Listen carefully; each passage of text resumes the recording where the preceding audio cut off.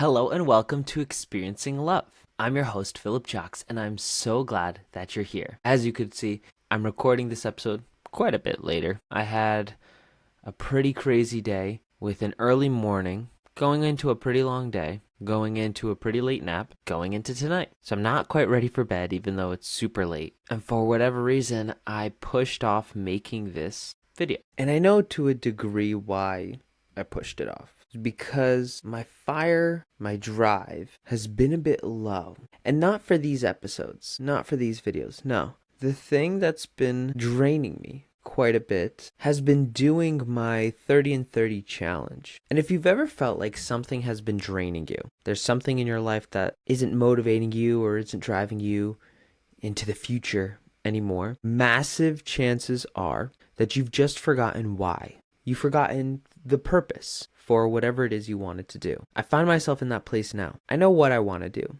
It's to record and post every single day. It's to record that challenge and finish off this month. And I know how to do it. I've recorded these episodes. I know how to edit them. I know how to post them. But what I'm missing is that middle piece, the why. When I lose sight of my mission, when I lose sight of why I want to do what I want to do, quite simply, I don't want to do it anymore. And maybe you felt something like that. Maybe you've had a moment where you used to be enthusiastic about something, and then you started it out, maybe kept it going for however many days or weeks or months, and then all of a sudden it's gone. And so if you have done that before, you know what comes next. It's a decision point. The point where you have to decide, okay, do I keep going or do I stop? Do I give up? And maybe that's just my language. Is it really giving up? What am I giving up? When I think about what I really want to do, like what really drives me right now, I want to give. I want to create. And this challenge that I've given myself, that I've committed to on my own, is less about the creation and more about just asking people for stuff. Maybe that's why my heart hasn't been in it.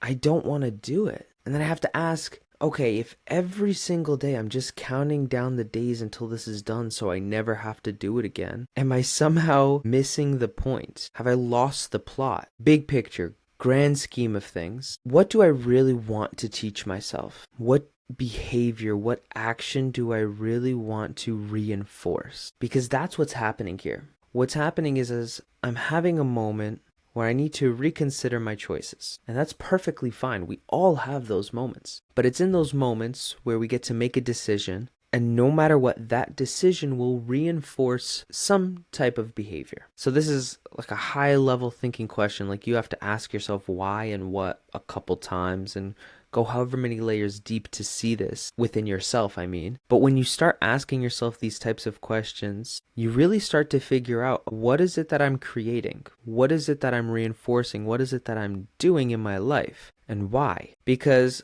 I see two options here. No, I see more than two. But these are the two that stick out to me the most. I either continue and follow through, finish out these last 10 episodes, last 10 challenge videos, and I do so in a way where I don't enjoy it. I'm just counting down the days and then I never do it again. But I'll have reinforced the idea that when I commit to some idea, I follow through with it. That's a very important thing to commit to, knowing that your word means something. So that's kind of why I'm leaning on one side there. But then I see the other side, which is listening to myself and listening to my body. It's this idea that I recognize within myself that something's not working and I have to change it. I have to fix it. I need to change something and fix something right now, no matter what. That's not up for discussion. But what is that change? I could step away. I could end this now, come at it from a different angle another time, learn what I can from this. And what would that be reinforcing? That would be reinforcing this idea that while my word is important, while keeping my commitments to myself is important, what's even more important, the priority, is to listen to my mind and body. And when I'm out of alignment, to quickly pivot and transition. To me, that's also incredibly important. So then I get to ask, okay, which outcome, which solution do I really want? I initially started my challenge, 30 and 30 challenge, with the goal, with the intention of just selling one thing. Somewhere halfway through, I stopped selling things altogether and was just giving out free offers, like, making free resources and whatnot. And I think even then I was losing the point. I was losing the plot, like I said before. So I think with this challenge already being so far off course, am I really keeping up with my initial intention? If you can't tell by the language that I'm using and how I'm thinking and talking about this, I'm very heavily leaning towards stopping this challenge now and kind of reassessing what I want to do. I had a phone call with a friend yesterday, and we talked about this idea of strategic innovation. There's strategic innovation, and there's also optimization and maximization. And in regards to a business, it's important to keep trying new things, to keep changing things up, but in a strategic way. Don't just break teams apart. Don't just throw a wrench in plans or ideas just for the hell of it, but change things up in a smart way so you don't get stuck in old ways that might not be the best anymore. And in that same realm, optimizing and maximizing is all about looking at the little things and tweaking them and making them just a little bit better until you find the best possible combination. When I had that conversation, I realized how my entire year has been about strategic innovation and optimizing and maximizing. My focus quite truly has always been creating. I'm not the best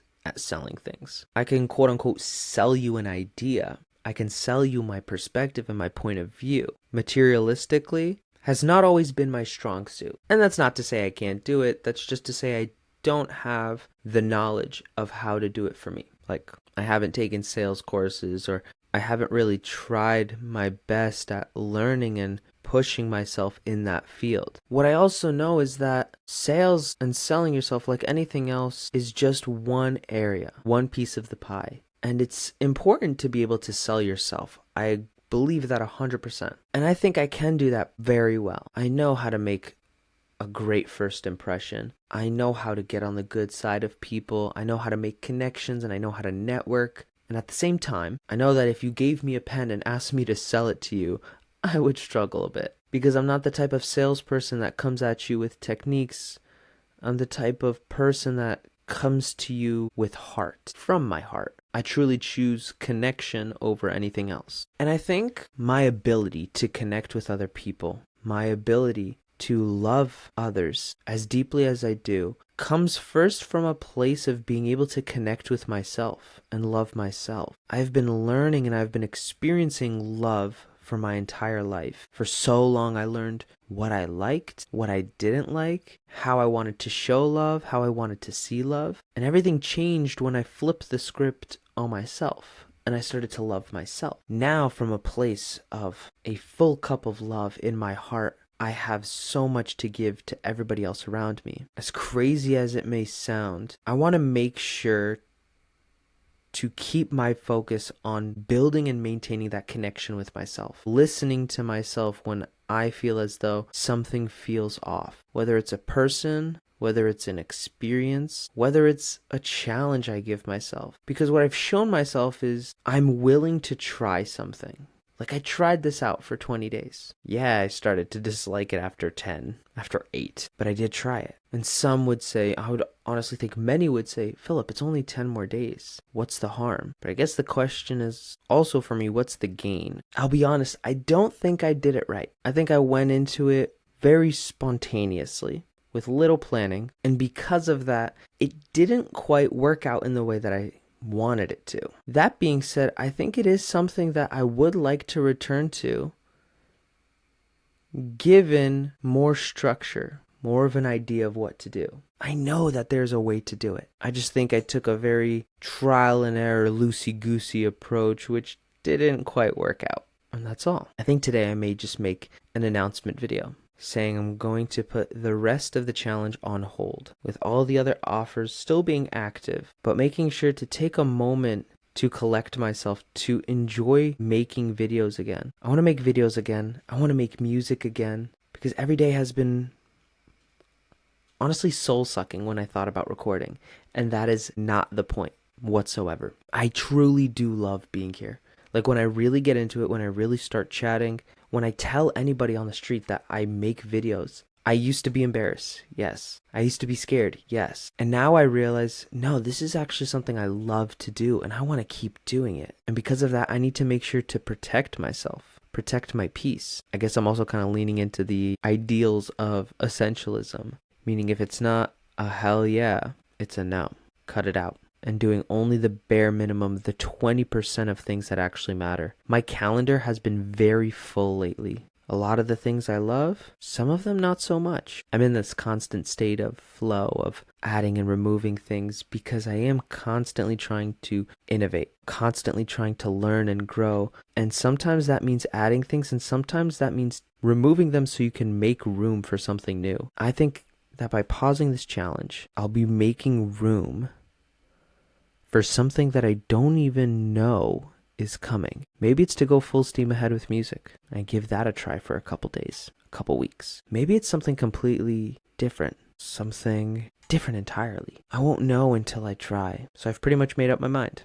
I'm going to take a break. And what I love about this type of decision is it's not everlasting. If I want to, I could always come back. It's not the end of the world. I think I'll thank myself for this. I mean, I'm thanking myself now, but only time will tell. So if ever at all you're still interested, the links will be up for however much longer. I think some of them may end within the next 2 weeks, some within the next 4. Check them out. But in truth, I'm doing this for me. I'm making sure I'm at my best so I can give you my best. You deserve that. So thank you so much for being here. Thank you so much for watching me and my decision-making process, even though it's not perfect, even though it's not ideal, and it may seem confusing at times. Just know that whatever my rules and behaviors are may be what's right for me right now. Just like when you make a decision, you do the best you can with the resources you have. So until next time, just remember to always fill up with the love. And I look forward to seeing you in the next one. I love you.